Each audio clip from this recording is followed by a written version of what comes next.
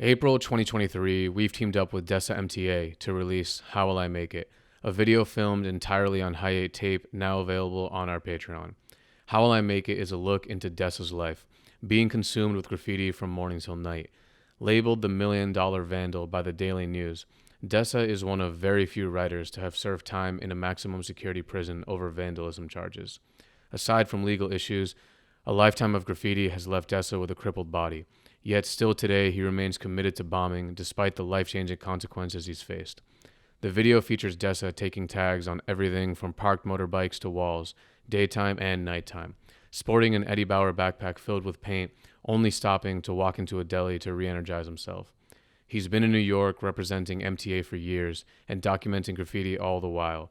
The video documents DESA bombing the borough of Brooklyn, a look into photos DESA has shot on trains and tunnels from a past era, as well as a session of DESA hitting a sketchbook with various black and silver ink markers. The full video is now available on our Patreon. We're also releasing a limited rerun of Angel and Z Radio Silver Mops. These mops are going to be sent to our Patreon members while supplies last for the month of April 2023. The mops contain silver ink in a 2-ounce plastic body and are available exclusively through our Patreon.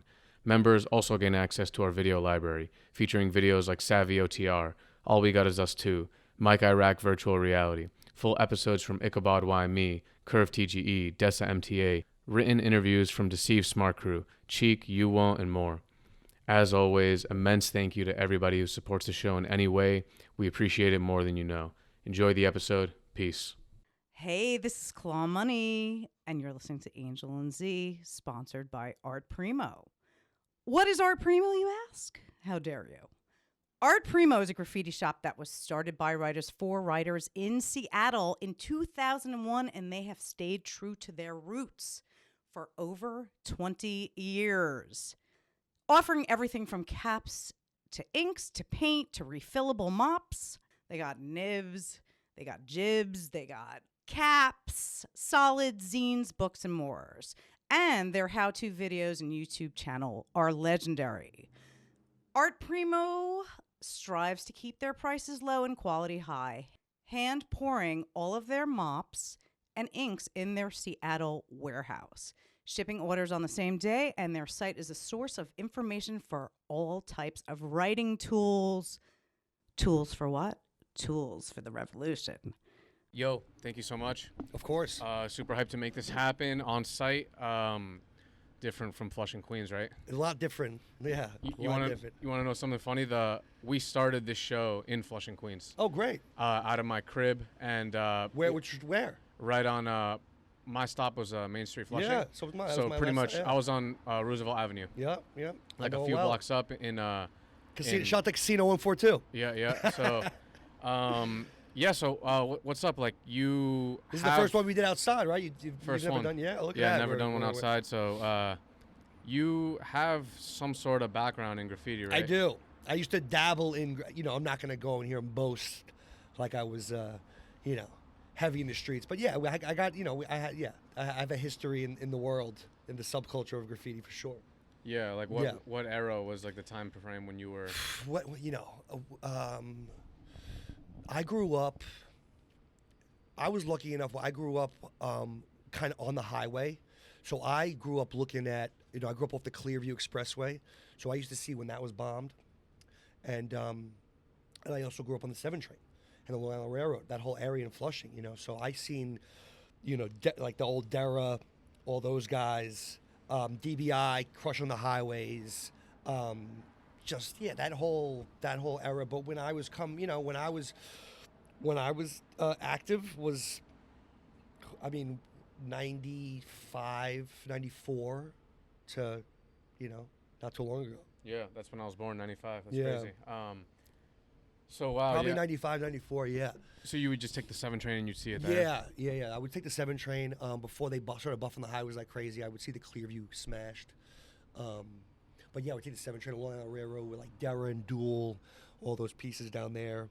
And then the 7 train, obviously, with. Oh yeah, Duel's from Flushing as well. Yeah, He still has shit running there too. Yeah, hell yeah, he's still got stuff crispy down there.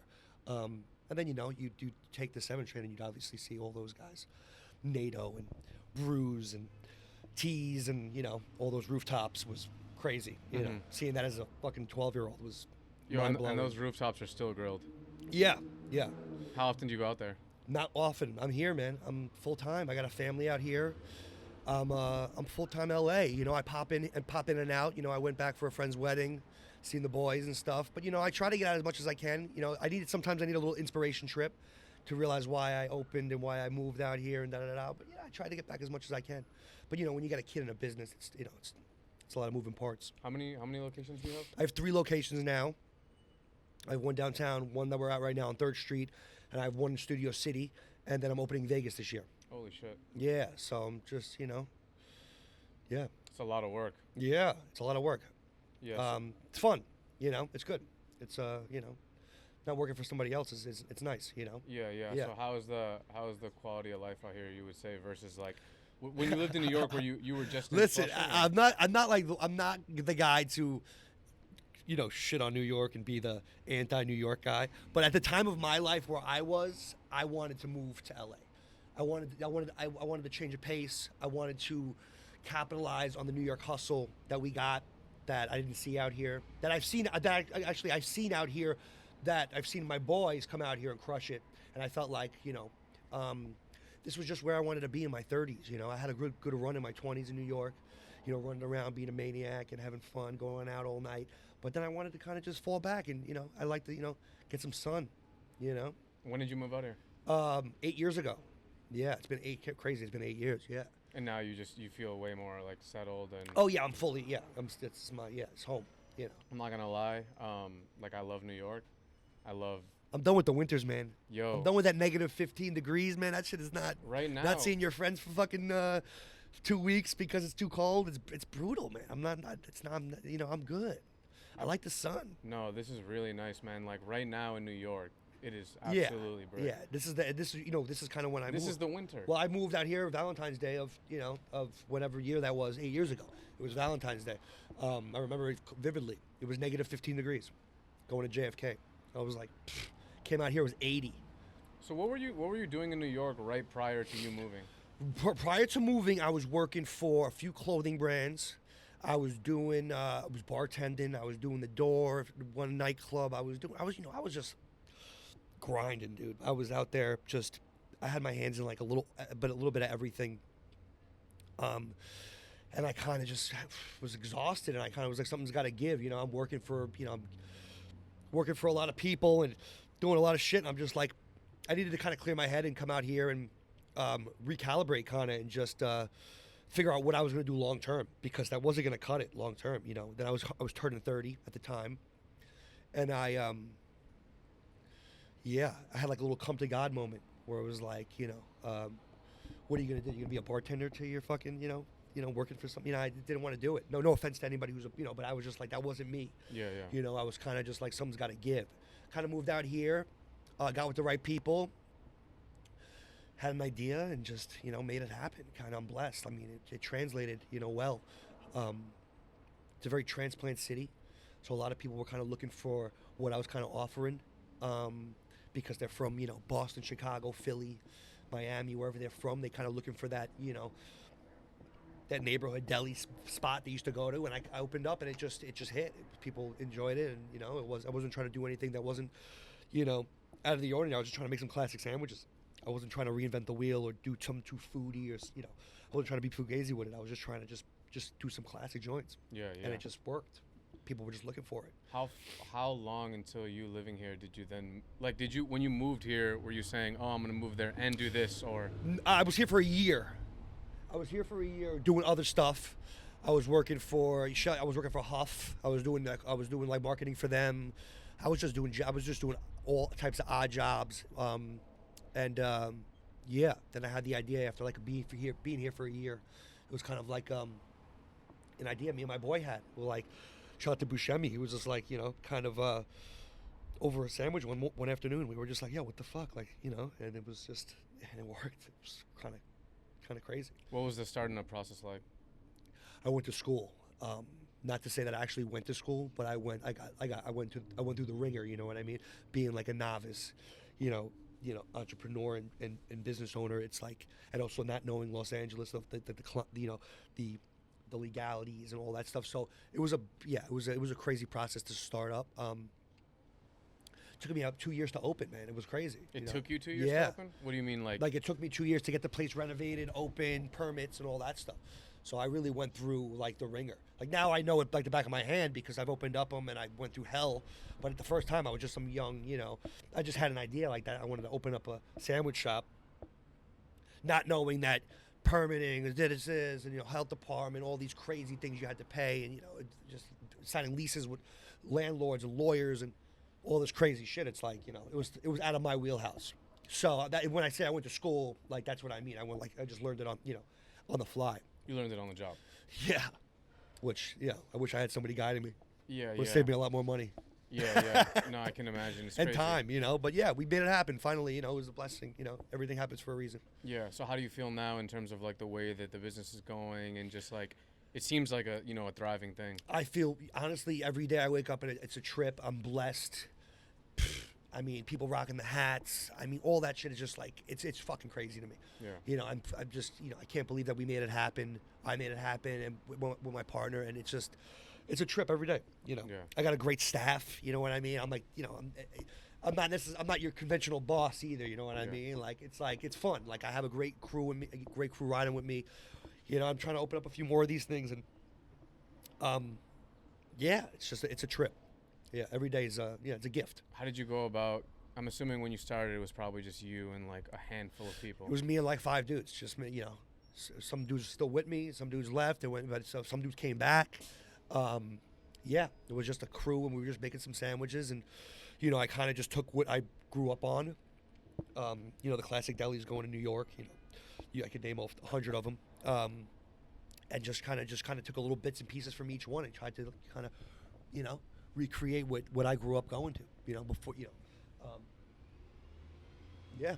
Was it strange, like, now you have more locations and, like, as the operation grows bigger, you need more staff, more people you can trust who are really down for your cause? Absolutely. Like, it seems like this restaurant, it's this deli, it's like, you don't want it to be just like, a chain shop where, like, there's, like, personality to each one, Yeah, what I mean? it's tough. It's honestly, I'm dealing with, it's funny you asking that question because I'm dealing with that right now, trying to be at every single one, just be present. It's just like, it's crazy. It's a full-time job. I got to schedule my week out crazy. Like, I got to be at this shop, this day. And yeah, it's a full-time, it's a full-time gig, and it's crazy trying to figure out, what shops to be at. Luckily, I got a great crew. They hold me down. They know what I want. They know what I want out of the customer service when people walk in, whether it's knowing the customer's name, the order that they usually get, offering them a cup of coffee while they wait, that type of shit. Just trying to, hospitality, really. Of course. Yeah, and they know what, and I show them, like, I'll get back there and I'll do the register and I'll show them kind of like how I want to maneuver, how I want to treat people and stuff. And Yeah, because really when you're making something like this, any business really, but, like, your own physical location, it's kind of like you're making it like your own piece of art, your own, like, creation. Yeah. Like, it's got to look a certain way. It's got to feel a certain way. Yeah, I'm obviously involved in that whole process and everything. But yeah, as far as the customer service and the product goes, that's definitely Would you ever? You haven't thought about opening up one in New York? I have. I always do. It's the biggest question I get. Yeah. I don't know. I mean, I'm here. I live here. It'd be hard for me to operate it. You know what I mean? Imagine trying to, be at all the shops. The car alarm's going off. Yeah, no, all good. It's good. It keeps it real. Yeah. I think about it every day, man. Anybody who wants to operate Uncle Paulie's, holler at me. Do you miss New York at all? Certain things, certain times. Not right now, obviously. But yeah, I miss the boys. I miss my crew. I got my family still out there in Queens. But yeah, I do, but I'm so busy, you know what I mean? And also, it's like every week there's somebody here from New York. Like my boy Lyons, who was just on the podcast, he mentioned he was just here, I was kicking it with him. Like, I get bits and pieces, Yeah. People pop in and out, so it's kind of great. Marty was just here, it's my man, so it's like, it's kind of cool, like, they come out here, and a lot of homies move out here. A lot of people are living out here now. Yeah. How do you feel like being from there affects, like, the way you are, what you do, how you approach your work? I mean, the New York hustle goes a long way, man. I mean, I don't know if everybody has it, but yes, it definitely. I don't know how just being, grinding, like, that those, having those 5 jobs and not wanting to do that again keeps me pretty motivated. Yeah. So when you were in New York, that's what you were doing. You were just really paying fucking crazy rent. Yep. You know, barely being able to pay it, eating top ramen. You know what I mean? Going out, hanging out. You know, eating Chinese food, $5. You know, $5 lunch specials. You know, and you know it's like it's that you know keeps you and you're like, yo, dude, I don't want to. That's good when you're in your like early 20s, but like let's go, come on, you know. Yeah. When did you move out of Flushing? When I was like 21. Okay. Yeah, moved to Ridgewood. Lived in Ridgewood for a while. Then before I moved here, I lived on Eldridge and Broome downtown. Oh shit. Yeah, I was How there was for that? about 5 years. It was chaos, you know. It was a gift and a curse. What was your crib like? It was a 3-bedroom apartment with 3 roommates. Oh shit. Yeah, right above Vanessa's Dumplings. Okay. Yeah. If you know Vanessa's Yeah, Dumplings, I know what's in those dumplings. No, I'm just joking. It was crazy. It was, you know, it's going off all night, you know, and then in the morning you got, you know, the dude who fixed the motor, you know, the Asian delivery dude who, the delivery bikes, you know, with the little motor on them. Yeah. That dude who fixes all those bikes was downstairs under my apartment, right under my window. So if I went to bed at 5 a.m., that guy at 7 a.m. he had a line around the corner of dudes with delivery bikes. So it was just chaos. And then you walk out of your house and it's like you see, you know, all the homies and you're in the middle of everything. Yeah, you're chilling on the street. Yeah. Someone you know is gonna walk by. Yeah, it was like, yeah. So it was nice to come out here and get a little peace and quiet too. Yeah. In terms of like, you know, Queens and New York and your upbringing, what was your upbringing like? What was the thing that I guess, like people know you for the Deli and all that you do now, but what were you growing up? Like, did you identify as like a writer? Did you identify as like, what'd you identify as? Yeah, I was a writer. We did parties. We did a lot of parties when I'm in my 20s. So we were promoting parties and doing all that stuff. But yeah, I was rolling around downtown just being a knucklehead. Yeah. You know. Yeah. I don't know. Yeah, just I don't know. I can't. You gotta ask somebody else that question. I mean, I can't really tell you what other people perceive me as. But yeah, we were a rowdy bunch. We had some fun. Yeah. Yeah. Do you want to talk about like coming up with the Smart Crew dudes or anything like that? Yeah, I don't mind. Yeah, of course. Yeah. That's my crew. I love those guys. Talk to them still to this day. Me in action still talk. Talk to Marty. We got kids the same age. Talk to Mikey. Wayso, my man. We were just talking to him last night. Yeah, May. I talked to May. I just seen him like a few weeks ago. He did a show.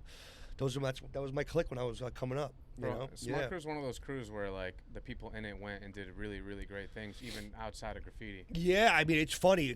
We all are kind of, you know, we're all doing our own thing in some different, you know, whether it's real estate, art, you know, food, music, yeah, we all kind of, we're all still rocking. Rest in peace, Korn. You know, that was the guy. You know, put a lot of us together.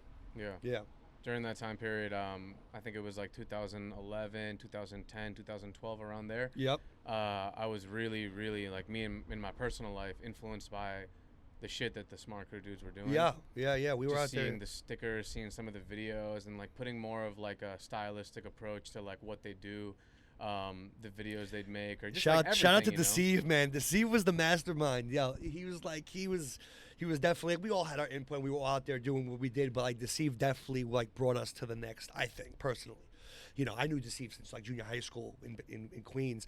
And he was the smarts behind Smart for sure, bringing that, you know, that the branding of it, you know, when it's the stickers and all that stuff. He was definitely the one. You got to give him credit for everything.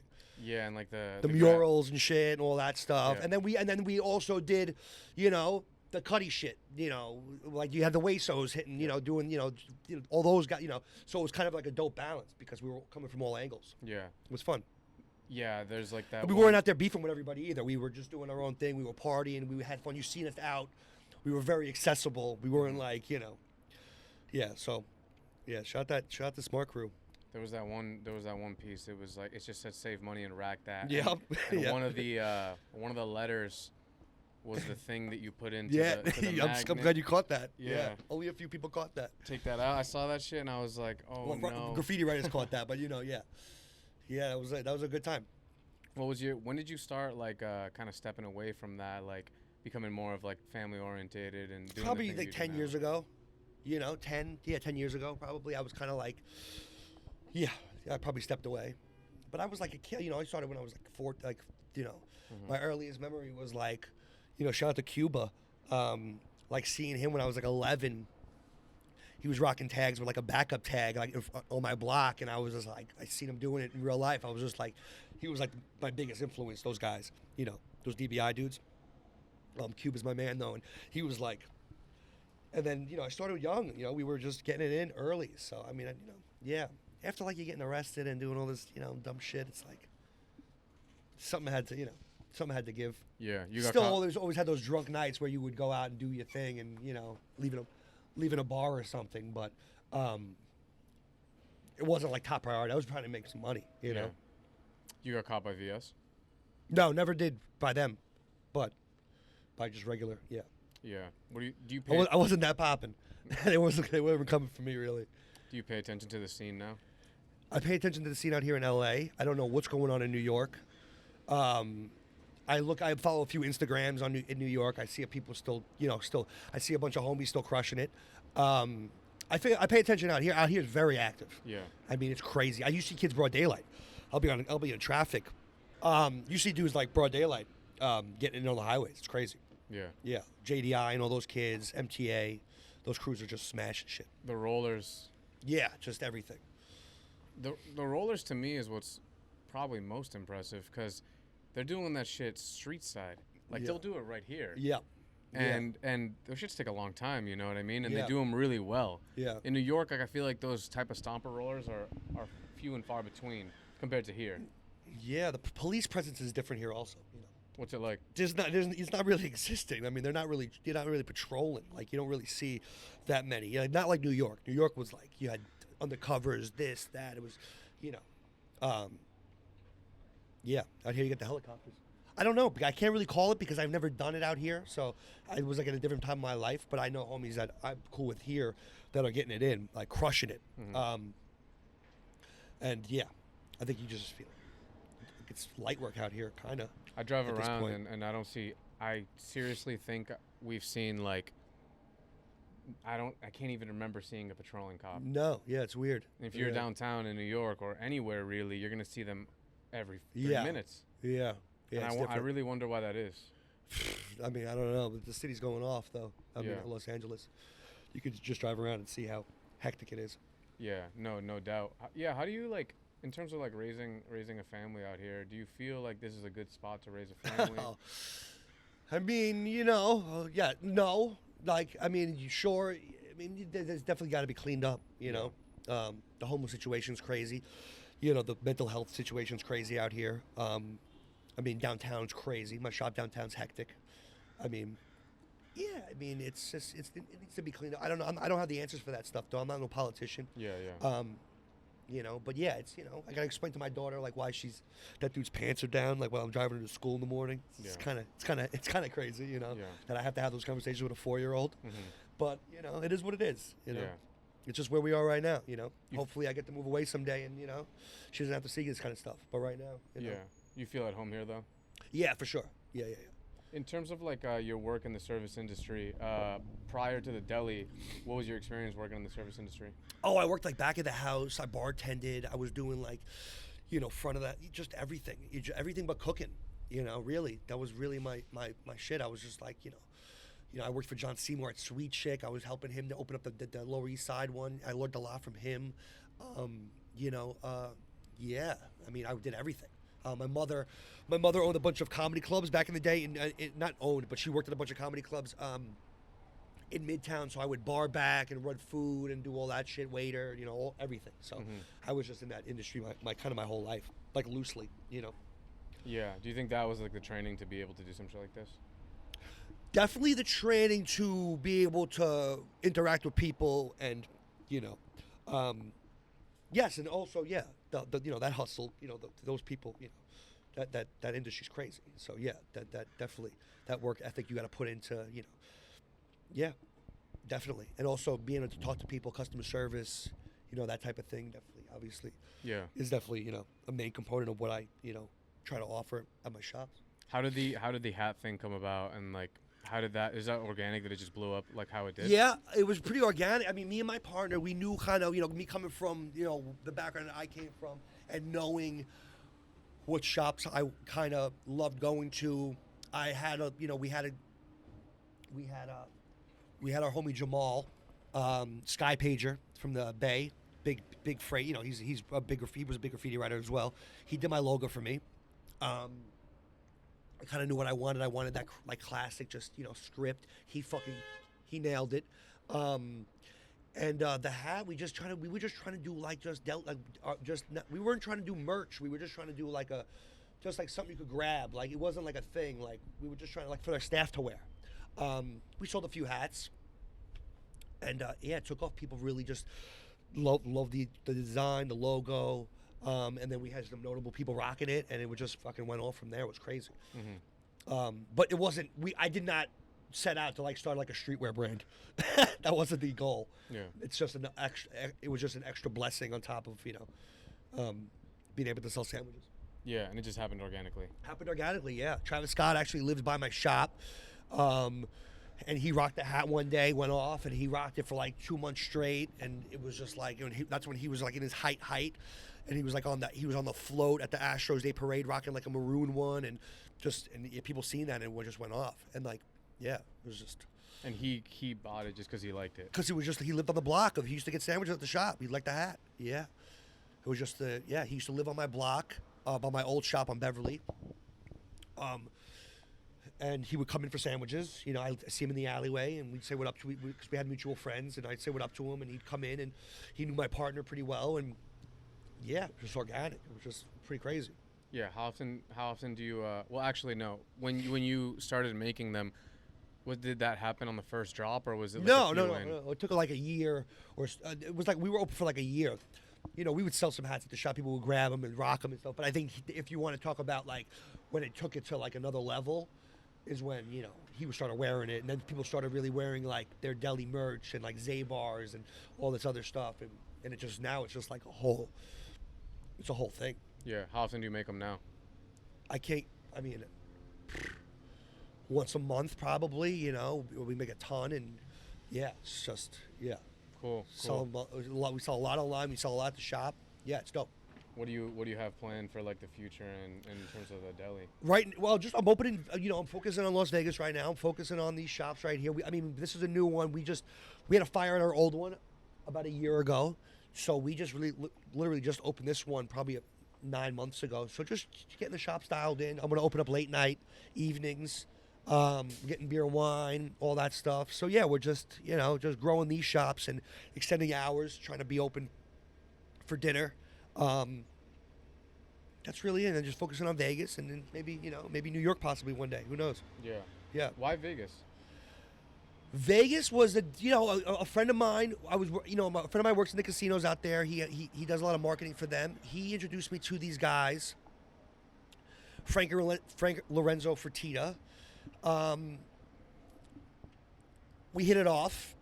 I understood what they were kind of doing. They were trying to like they were kind of like the people who lived in Vegas, place where they would go. And that's kind of what I kind of was like, oh, okay, I don't want to be on the strip because it wouldn't make any sense. But if they're kind of catering to the people that live in the showgirls, the dealer, the bartender that live in Vegas, kind of like needed a sandwich shop to kind of like, for them. So I kind of, we were talking, and Vegas is the number one, tourist capital of the world. I don't know if everybody, it's probably common knowledge, but it's like, it's worldwide recognition, and it's, only 4 hours away. So I was like, fuck it, let's do Vegas. Why not? Yeah. What's your day-to-day like? Because I can only imagine, like, I feel like I got work to do with this shit. And I can't imagine like having 3-4 businesses. Nah, so like, it all depends on what it all depends on what week it is or what's going on. Like tonight, I have an event. We're doing a pasta night here. If you guys are around, come by. My boy PJ, he's doing we're making pasta. We're giving it out. We have tequila and wine for everybody. So we're gonna do like a dope event. It all depends on what's going on that week, man. Honestly, like I'm gonna sneak away, pick my daughter up from school today, and get her ice cream, and then come back here. Just like it's all It's just stacking the day with always doing something. Yeah, always busy with some sort of Always project. busy. You know, it's nonstop, but it's great. Yeah. You know, I remember when I was bored and miserable, so it's good to be busy and happy. Yeah, absolutely. Yo, thank you so much for Of course. Thanks for having me. yeah, coming on the show and speaking, and thank you for the sandwiches. Of course. Always. Thanks for Hell yeah. Yep. Peace. Peace.